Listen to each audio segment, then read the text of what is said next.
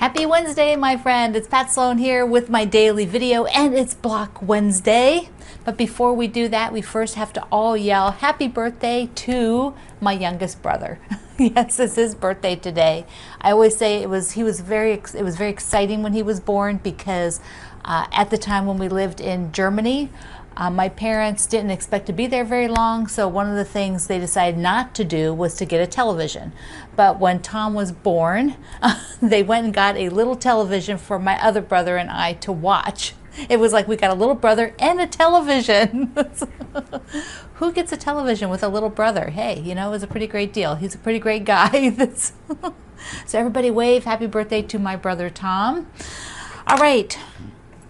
Our Block Wednesday in the series Home is will be one that you can complete the top row now of your quilt. You'll be able to sew all those together.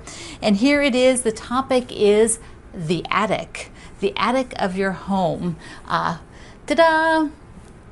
So we're going to do 3 of these units, and you will see it in the pattern when you download it. 1 unit will be this size. The other 2 units will have 1 additional flying geese unit, flying geese section on it. So it'll be 1 longer in the other 2. So you'll make 3 total, but this one that I made can go with the other blocks to complete the top row. Now I've not completed the top row. I'll be showing that as we go along the next few days.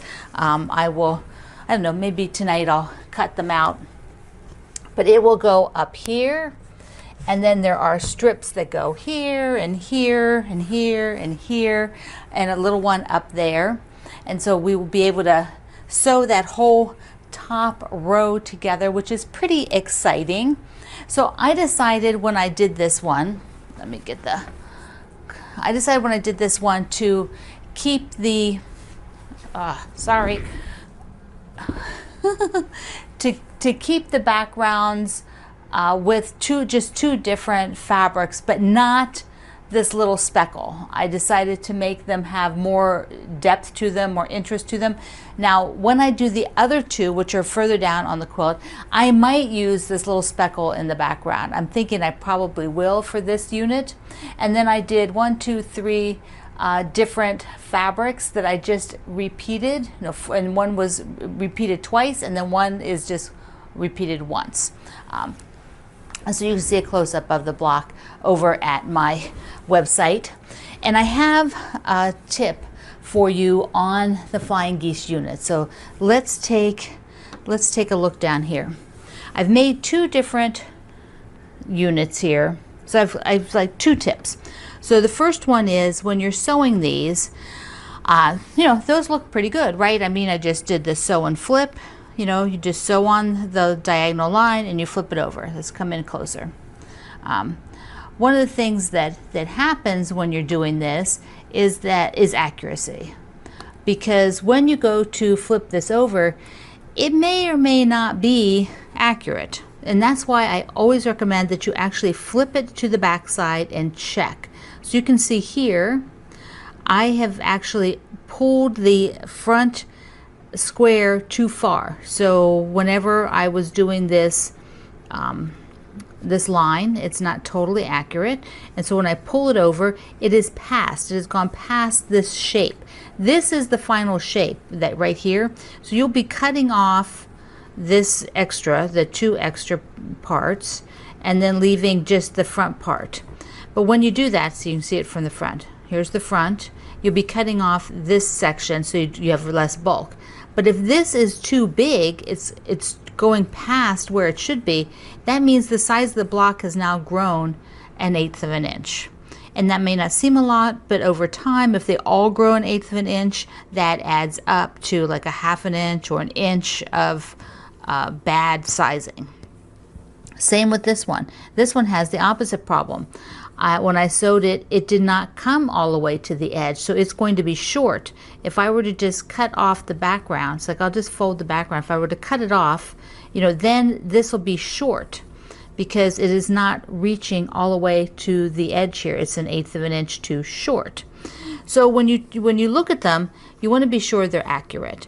Now, if you know there's a problem and you can sew a smaller seam allowance or something, or like the one that's pulled too far, you could try trimming that. But sometimes you end up just making more of a mess. So it's better to just sew them accurately. Now I also want to show you that when you audition to flip this, put it right sides down so you know which angle you want your fabric. So if I want to flip it like this, I have the flower facing that way. If I turn it and flip it like this, I have the bottom part of the flower. If I turn it and flip it like this, I can audition and see there's some pretty flowers up there. So that depends on you and whether you are trying to make a pretty image out of here, but you can audition it so easily. It just takes a second to put the square down and fold it back before you actually sew it. So those are 2 tips on the flying geese. Now I have my UFO. My UFO for today is the stay-at-home quilt, which was April. I kept saying March. I had in my head it was a March project, but it was an April project. And so here it is with the binding on it. I showed you, what was it, yesterday? It had the front half of the first part of the binding done, but I had not pulled it to the front. So let me just show you the binding by machine, which is the blanket stitch I did on this one. So here you can see the blanket stitch. And I thought when I was doing these little corners, the little miter corners I talked to you about, I glue basted it. I use both the liquid glue and I use glue sticks when I do that. So I did a little video of the folding over of this corner with the glue stick. So let's take a look.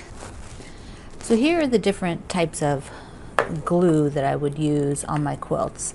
Either the Roxanne's glue, which comes in a couple different containers. I like this container because there's quite a bit in it, and it has 2 different openings. It has a wide one here, and then that stands up really nice. And then on the other end is a pointier nozzle, and I like that for control. So that gives me a lot more control. Oh, it's all bubbling out there. I'll just stick this on for a minute. And then there's this baby one, little like baby bottle that will actually use it so much it wore off the label some. And they're nice because the applicator is also tiny. So that has got a really small nozzle on it for lots of control. I know some people like to use Elmer's glue and will fiddle around with different nozzles, but I like these. And then I will also use the Surefine glue sticks. So these pens, this happens to be one branded to Sue Daly, who that's Soline's glue sticks. And there's a lot of good glue sticks. You just want to be sure that they actually work well for fabric. I find that sometimes the ones you just get off the shelf are not quite as good. So what I would do, I'll do it with a glue stick this time. Either way, you do the glue stick or some just drops of the liquid glue. And I would put a little bit on the seam allowance, so I'm going between the thread and the outside. And I'll pull you in here just a little bit more. And then what I'm going to do is just push down one side, and I'll put a wonder clip up there. Then I will push down the other side and put a wonder clip there. And so, it's tacky, it'll eventually dry, but really the important part is that I like to form the corner before I go to the sewing machine. So I will form the miter, and I will just manipulate the fabric here to where I want it to be until it's nice. There we go. And then I will put a clip there. So I might put a little bit of glue under that.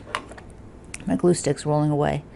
Put a little bit of glue, and then form that nice miter, press it, and then put a wonder clip there to just hold it, so that when I am going along, I'm going to be blanket stitching on this. I will, when I do it, blanket stitch on this one, and I will come up to that corner and then just touch the corner so that it tacks it and go down. And I will not sew up this length at all. I find that doesn't create a very nice look. So there you go. So you can see that if you take the time, it doesn't take long to just set up those 4 corners. By pre-folding them like that, you can create less hassle for yourself when you go around that corner with the machine. You don't have to be quite as particular because you've already glued it down and they're firm. So you might give that a try. It's always nice to try new things, right? Try new things. And because I have another one done, here's my sheet. I have finished the elephants and then finished the stay-at-home quilt. So next will be my traffic jam to do the binding on it, because that is my goal for February, is to do all the bindings, get the bindings done. Got to get them done. And I am. They're coming along. So I have to show you something very cute. I want to say thank you for Melody. She goes by Alaska Melody. So if you are on our community at Facebook and then here when we do the live chats here at YouTube, Melody is often posting. So she sent me this really pretty card. Doesn't this look like spring? And she does live in Alaska. Hi, Melody. But she sent me this super cute, it's a chatelaine, cloth chatelaine that she made. So you can wear it. She told me I could go ahead and put some pins on it. So I went and just grabbed a few of my pins out of my drawer. So I've got my Aurifil pin, and actually this is a pin from the Aurifil 2020 that Caroline Asmussen made for me. And then here you could put, I can put like scissors in there because it has a little pocket. So cute. Thank you so much. Mwah. This is adorable. I can hang my pins on there. Lovely. All right. I want to show you some fabric I got because, you know, fabric. In what's next month? March.